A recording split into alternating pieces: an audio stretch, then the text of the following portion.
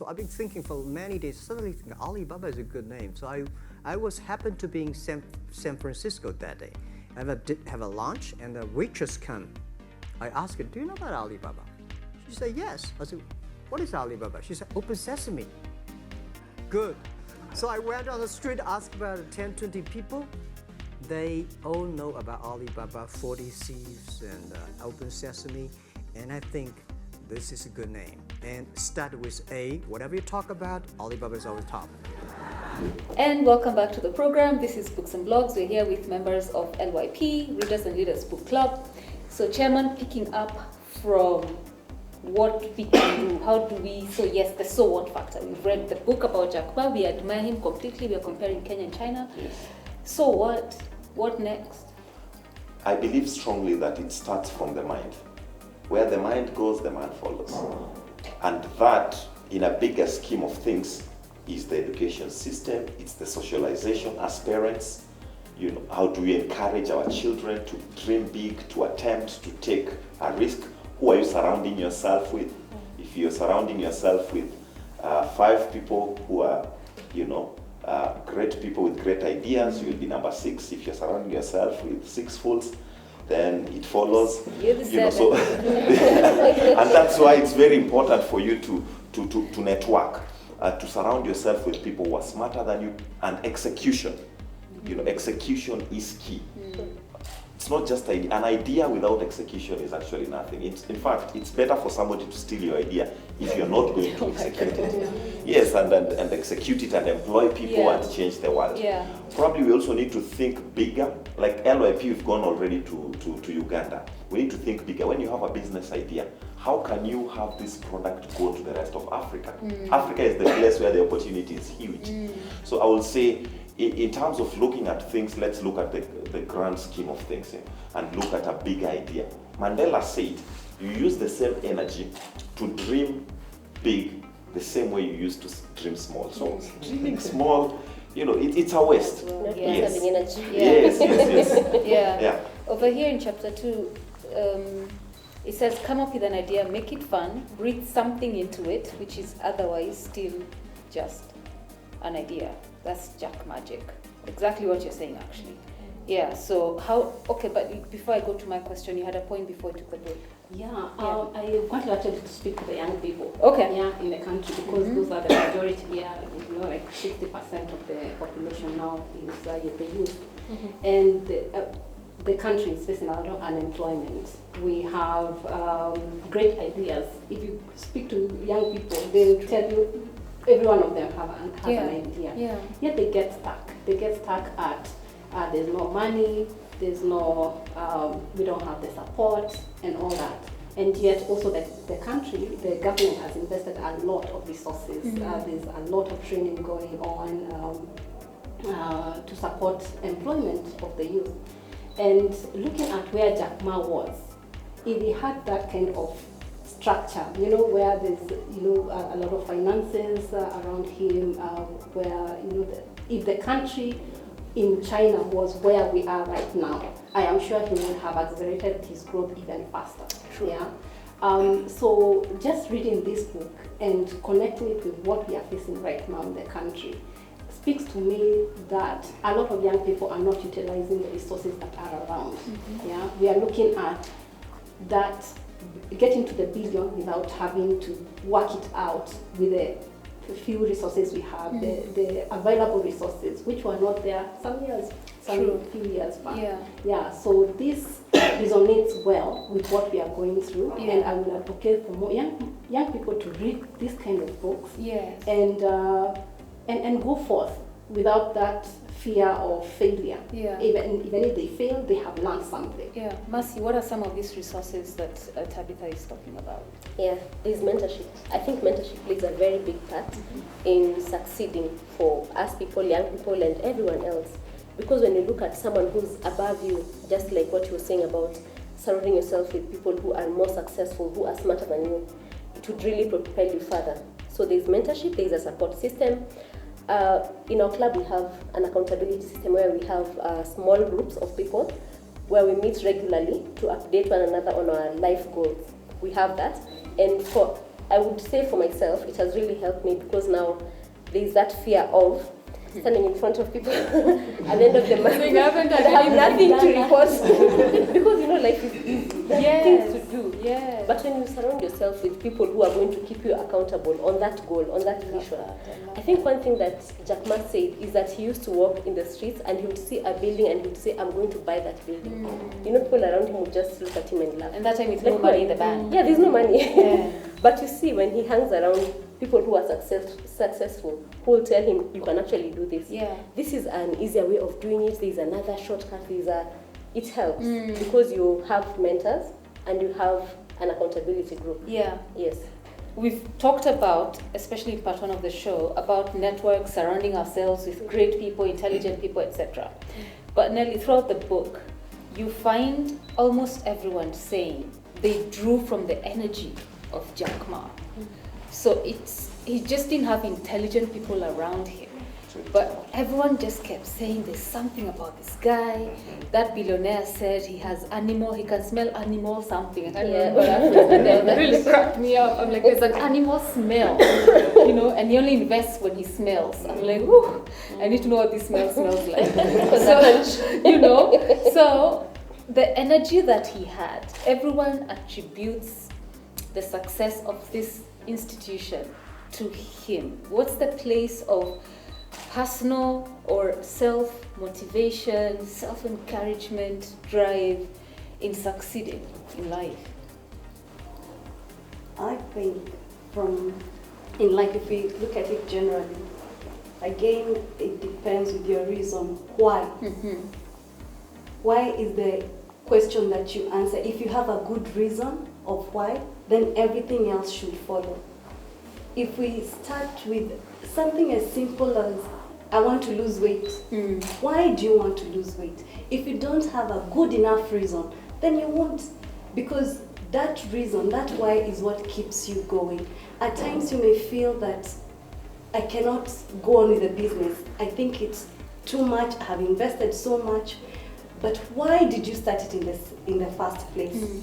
Is it because you are broke, or is it because you wanted to leave a mark, a legacy? That reason that you have is what will always motivate you, it will always drive you. And I think that would apply generally. I like that. Washington, so could you let us know what was Jack Ma's why? I think the why for him was just to make, from where I sit, to make it easier for people to purchase stuff at that time. And like she's saying, that's not what drove him. Yeah. And how then do we deal with disappointments, Daisy and Josephine as well? Okay, how do you deal with disappointments? There are many ways we can deal with them. Number one, we'll go back to your big why. Go back to your big why.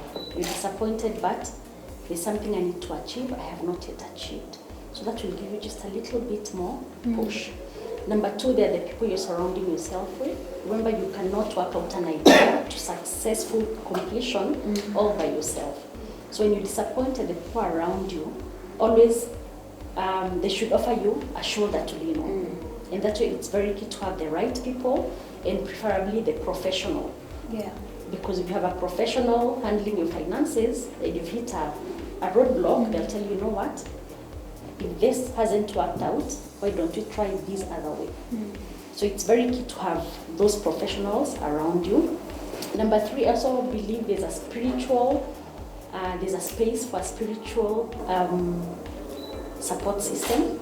That is for me, because I believe you have been a creator who has given you promises. That you know what, I have put everything you need in you, and you can succeed against everything. The story of Jack Ma would be, it actually starts at a disappointed person's level. I mean, this person has been crushed so many times, from looking for education to getting a job at KFC. He has failed at literally the most easiest of tasks. The basic of it. Yeah. And then he just goes around to build the biggest empire of a business that nobody could ever think of. And so when you're talking about disappointments, it just speaks to how far are you willing to try again? You know, I mean, I've not been admitted to the university, and he has tried more than 10 times. You go back and they refuse. You go back, you literally look like a madman. Yeah. You change tack, so he's decided, okay, let me go and look for a job at a restaurant. This is a KFC, and again there he gets turned away. But then within himself is an unbeatable desire to succeed. And so every time this thing doesn't work, he goes back to his private space and thinks about what else can I do? What else exists? And in between all that failure and chaos, then emerges this idea that goes on to become a huge success. But it's probably, and even Alibaba was not his first business to be successful. He had tried other businesses before that were not successful. So you've probably just not found your niche, and you have to keep looking at as an individual, and you cannot give up. You know, even Bob Collymore said that every day he woke up and giving up was not an option for him. Yeah. Because there was the moment you give up, then you've killed the dream. Yeah. You must always be willing to go back and find out, because in finding out you'll actually find that thing that will actually take you to your potential. Yeah. Catherine, on Yes. that, I also saw that in the book, in China, when people were stressed or depressed, they would not go into drinking and all those things. They would go and do taekwondo and do all Martial this. arts. Yes, martial arts. So, Yeah. yes, I think it's something very important that we should also learn how to be physically active. Yeah. Just if you think Managing about, stress. if you, there's another book we are reading that says if left alone, human beings normally retreat into depression, and you start looking at the things that are not working out in life. But what if you did something else? What if you developed some interest in something different? Is it crafting? Is it physical activities that have been very helpful to successful people if you look at it? I like that. Yeah. You're actually right. If you leave me alone. Yeah. And that's why I really like what you guys have at LYP, where you have accountability systems. Yes. Like show up and let us know what is going on.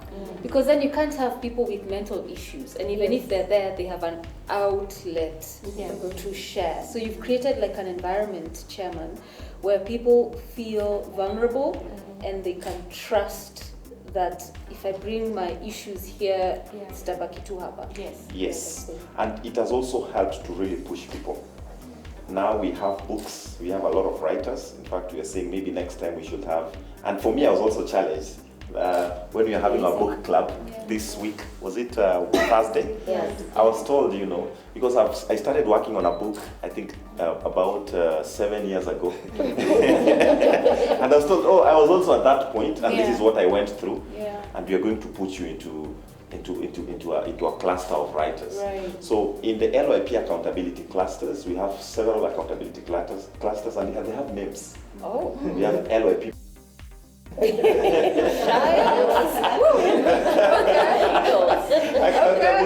don't want to be that one. Let me hear It's that. an acronym. There's the executioners, there's the game changers, there's the eagles, Oh wow. there's the gazelles, because they leave and go. And what that does, every week, people, so you actually track progress, and you also share about things that are not going right.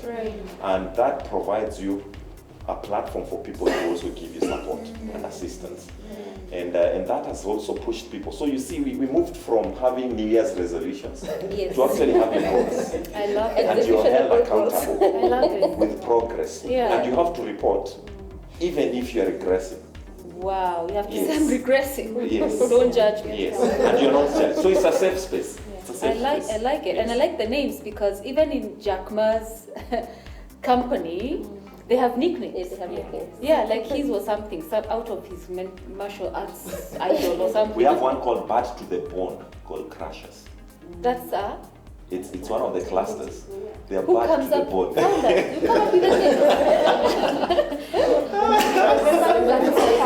name. The who? The accountability club. Yeah. Oh, the members of the club. Yeah. Select a name that Wow. really identifies with themselves. Mhm. And Right. they aim Give to them motivation. they aim to leave their name. Wow. Yeah. like that's an original idea, or it came Yes. after reading Jack Ma's? No, Just asking. I mean, That's original. that's still okay. I mean, that's pretty cool. So it's a fake. Yeah, no, I really like it because when I read his book, I'm like, I need a nickname. Like everyone at work has a nickname, and they sign off their emails with those nicknames. Yeah. So one to you if you don't know who this is, because then you have to. Amka, you go find out who is this person, then you find it's actually the CEO. You know, I found that very intriguing in the book.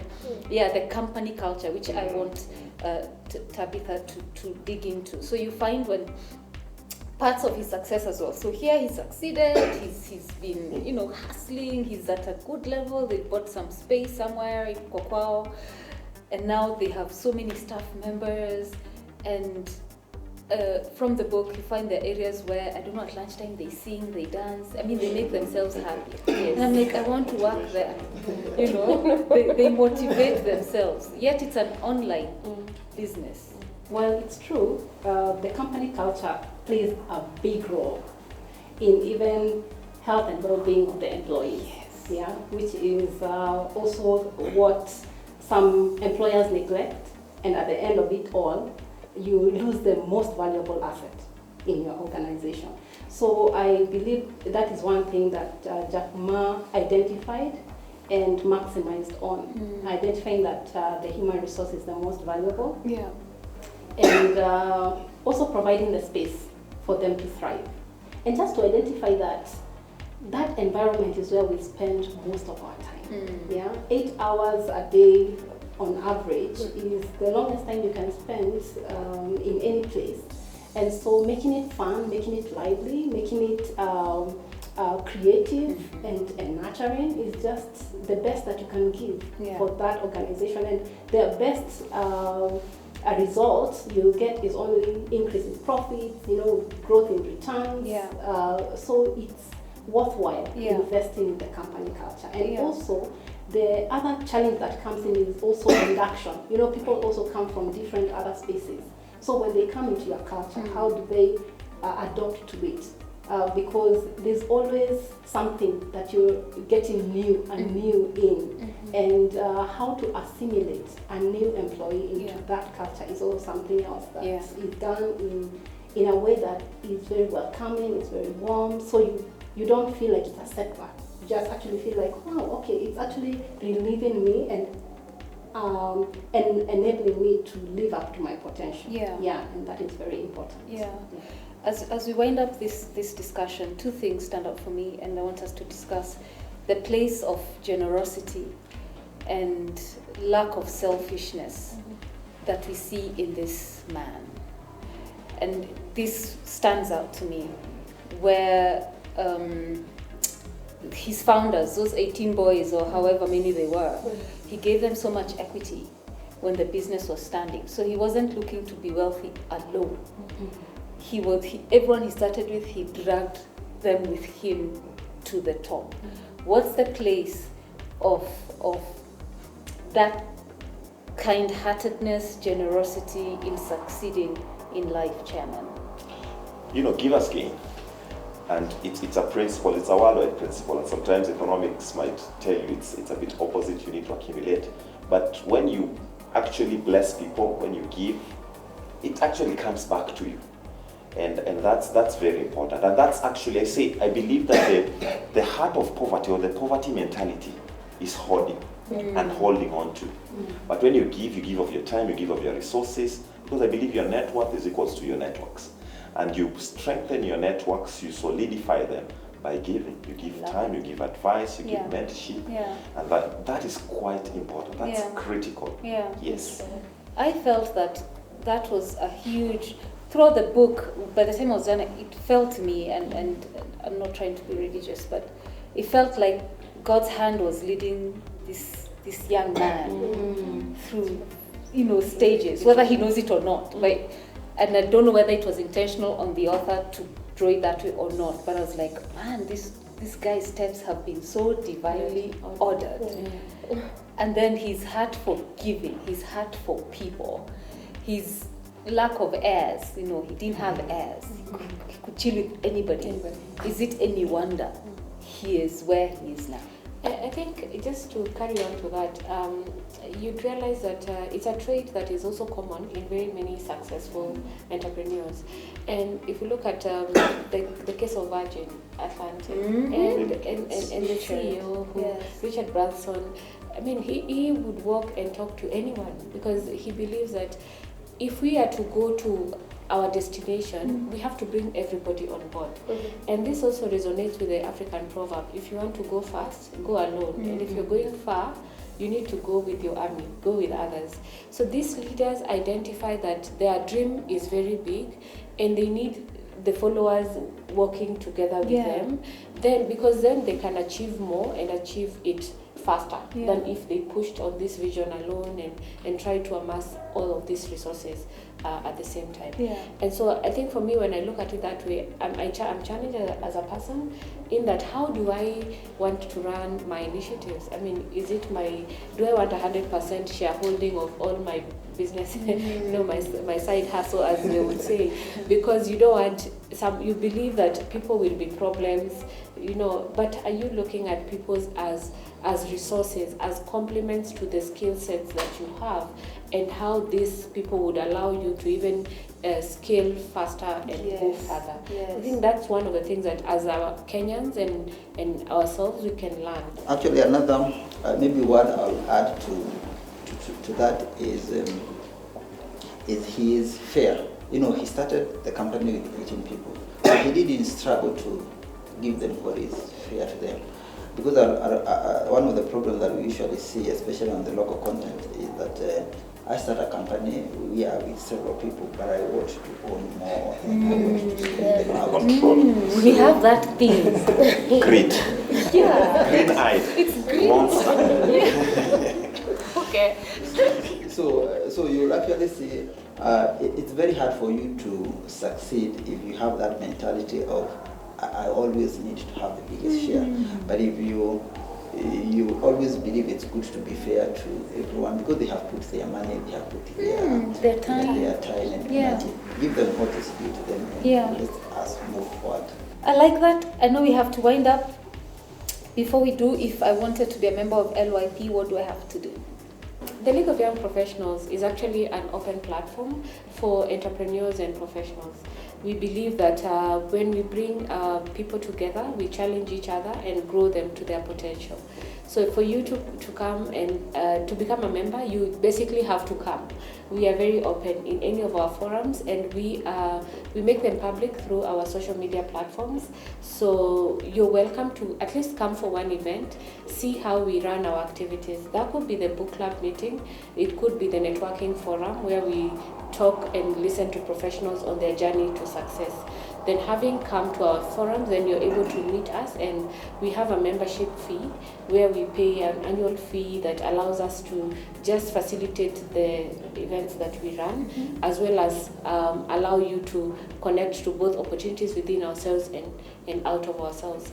What are your contacts? Our website is www.ypkenya.org.